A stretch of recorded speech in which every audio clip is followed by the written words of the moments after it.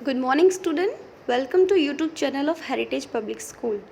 Hello, students. Today we will study about the second chapter of your grammar for class 5th. And I am your English teacher. And today I am teaching you your second chapter of grammar. And your title is Subject and Predicate.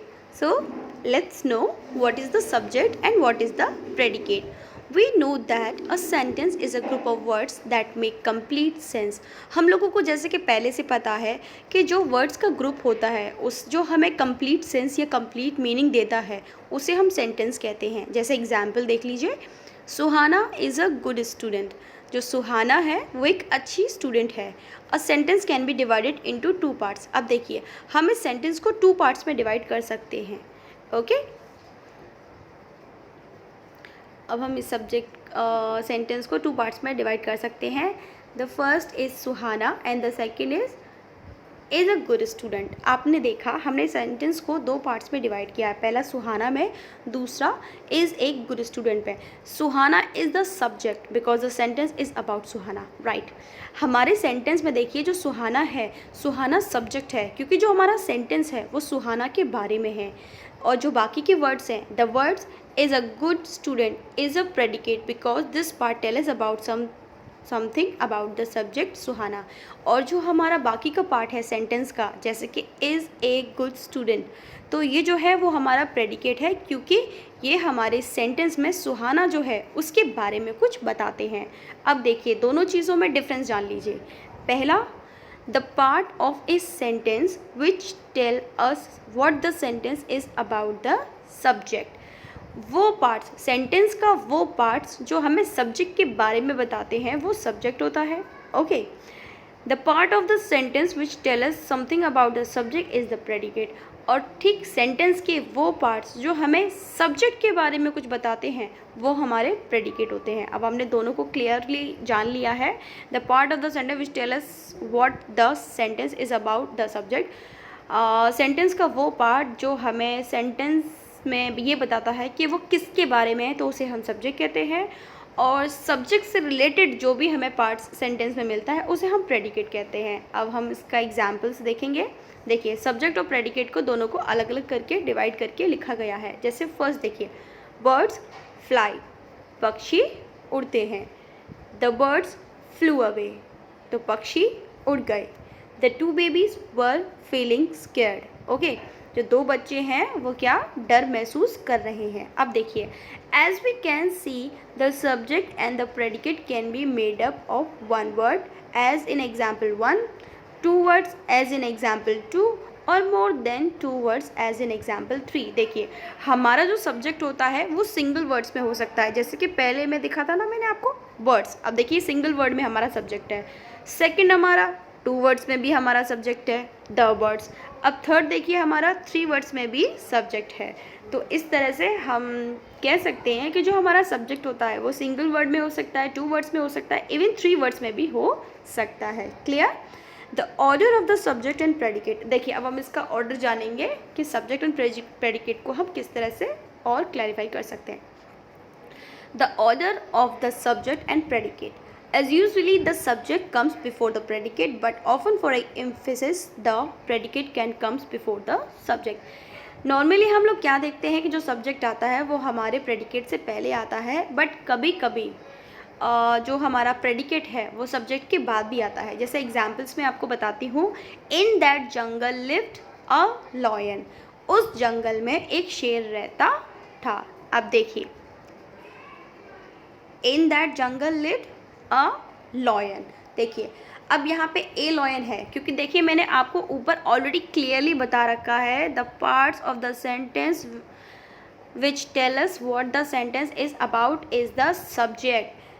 हमारे sentence में वो parts जिसके बारे में है जो बताते हैं वो हमेशा सब्जेक्ट होता है. अब यहाँ पे जो जंगल में रह रहा है वो कौन रह रहा है, वो रहने का जो काम है वो कौन कर रहा है, एक लॉयन कर रहा है. तो हमारा जो लॉयन है वो सब्जेक्ट हुआ, बजाय इसके कि वो जो आपका लॉयन है वो सेंटेंस में बाद में आया. अब वो आगे आए या पीछे आए, सेंटेंस जिसके बारे में है वो हमारा सब्जेक्ट होता है. और सब्जेक्ट से रिलेटेड जो हमें इंफॉर्मेशन मिलती है वो हमेशा हम आपका प्रेडिकेट रहेगा. अब आप एक और एग्जाम्पल देख सकते हैं. अगेन इन इम्पेरेटिव सेंटेंस जो कि मैं आपको बहुत पहले पढ़ा चुकी हूँ, मैंने आपको 4 टाइप्स के सेंटेंस पढ़ाए थे, डिक्लेरेटिव, इम्पेरेटिव सेंटेंस वो होते हैं जिनमें हम किसी को सुझाव देते हैं, सलाह देते हैं, या किसी को कमांड करते हैं, या किसी को सजेशन देते हैं। ओके, तो अब जैसे देखिए 2 सब्जेक्ट हैं आपके पास, दो आपके पास सेंटेंस है जिसमें सब्जेक्ट मेंशन ही नहीं है। देखिए, पहला go to sleep and second है get up from the bed. अब हमने यहाँ पे 2 सब्जेक्ट पढ़े। Okay, go to sleep and get up from the bed. अब हम आगे चलते हैं और ये देखिए, दिस सेंटेंस एक्चुअली मीन्स, ये सेंटेंस एक्चुअली क्या मीन करते हैं। देखिए, वहाँ पे हमारा सब्जेक्ट मेंशन नहीं था, सिर्फ हमारे पास सेंटेंस थे, you go to sleep, you get up from the bed. अब यहाँ पे ऑलरेडी हम जो यू है वो हमने यहाँ पे सब्जेक्ट मान लिया है, जबकि हालांकि इसमें मेंशन नहीं था, बट हम इसको इम्प्लाई कर लेते हैं कि इसमें ऑलरेडी यू होगा, यानी कि यहाँ पे हमारा सब्जेक्ट क्या हुआ, यू हुआ, और बाकी अदर पार्ट जो हुआ वो सेंटेंस का, वो हमारा प्रेडिकेट हुआ। चलिए, अब इसी को हम क्लैरिफाई कर लेते हैं एक एक्सरसाइज के थ्रू, जो कि मैंने सॉल्व कर रखी है आपके लिए। बी वाली एक्सरसाइज को देख लीजिए, match the subject with the predicate to form meaningful sentence. Okay, हम यहाँ पे इस सेकेंड एक्सरसाइज को देखेंगे। अब जैसे हमारा फर्स्ट पॉइंट है, हमारा फर्स्ट पॉइंट क्या कह रहा है, फर्स्ट पॉइंट हमारा है वीना। अब देखिए, Veena has gone to school, Veena जो है हमारी स्कूल चली गई है। अब देखिए, स्कूल जाने का काम किसने किया, वीना ने किया, तो Veena is the subject and has gone to school हमारा प्रेडिकेट है।